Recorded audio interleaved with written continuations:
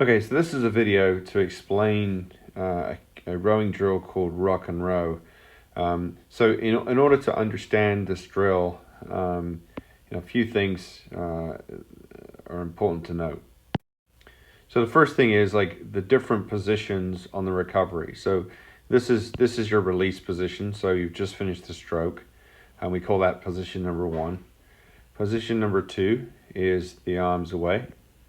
Position number 3 is a pivot around the hip, and so that you're getting that forward body angle established. And for me, this is probably the most important position to get to nice and early on the recovery, before much of the slide happens, when you raise your knees. So essentially positions 4, 5, 6, and 7 are just increments up the slide. So position 4 is quarter slide. So you're going to bring your knees up a little bit. This is just a little move.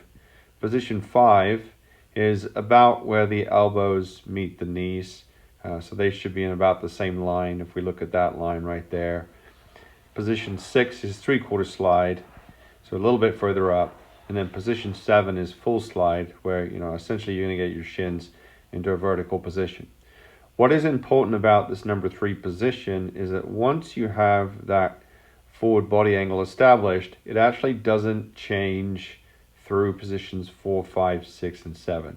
So by establishing that forward body angle early in the recovery, you avoid things like lunging at the catch at this point, or the entry point at the end of the recovery. And really what happens is this position essentially sets the length of your stroke. It's not this position. What happens here, it's how well do you swing over and you set the body. So you get starting at position 1, arms away and the body over. There are some coaches that teach both position 2 and 3 at the same time. So as the body starts as the arms start to move away, the body's already swinging as well. So essentially you go from position 1 to position 3 without actually ever reaching position 2, because you're already swinging the body over right off the end of that stroke. So hopefully that makes sense. So let's go to the next slide to explain what the rock and row drill is.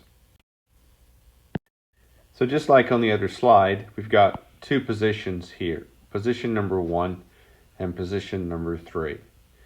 And so a rock and row drill is essentially a drill where you pause at 2 positions on the recovery. The first pause is at position 1. So just as you finish the stroke, you're going to pause at that position. And you're going to hold that position for a second or 2. And then you're going to say to yourself, in your head, if you're rowing on a rowing machine, you're going to say rock to yourself. And what's going to happen is you're going to rock over into this position and making sure that you're pivoting around the hip. We don't want to be trying to get the pivot, the forward body angle, by flexing the spine. That's kind of a no-no. So we want to make sure we're avoiding doing that.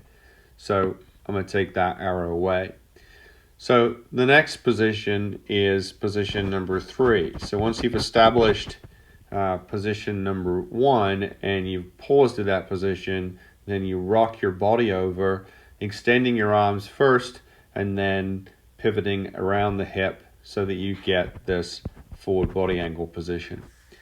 Depending on your preference, this rock over could be a combination of extending the arms to position number 2 and then rocking over with the hip. So that's kind of 2 parts.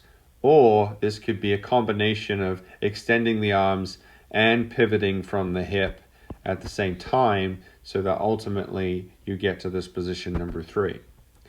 Once you hit position number 3, pause for a couple of seconds and just kind of do a little check. Make sure that your shoulders are in front of your hips and you really have got that forward body position.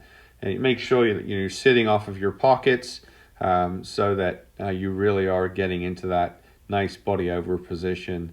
So sitting off of your pockets basically means you're sitting on your sit bones. You're not sitting too far back on your behind, so that you're able to get that forward body angle. So once you get to position number 3, pause for a couple of seconds, and then what you're going to go do is go up and take the stroke. and take the stroke, and then end up pausing at position number 1 again in that finished position.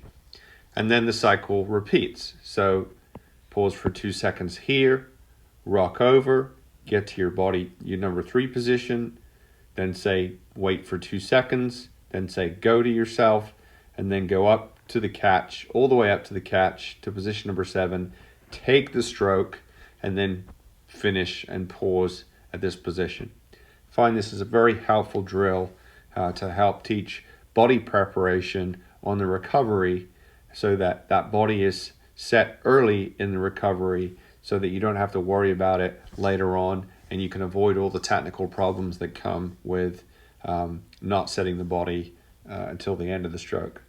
So like I said, I'm a big fan of this position. Making sure you hit this position before you do too much more of the recovery is really important, and a lot of good things happen downstream with your stroke, with your change in direction of the catch.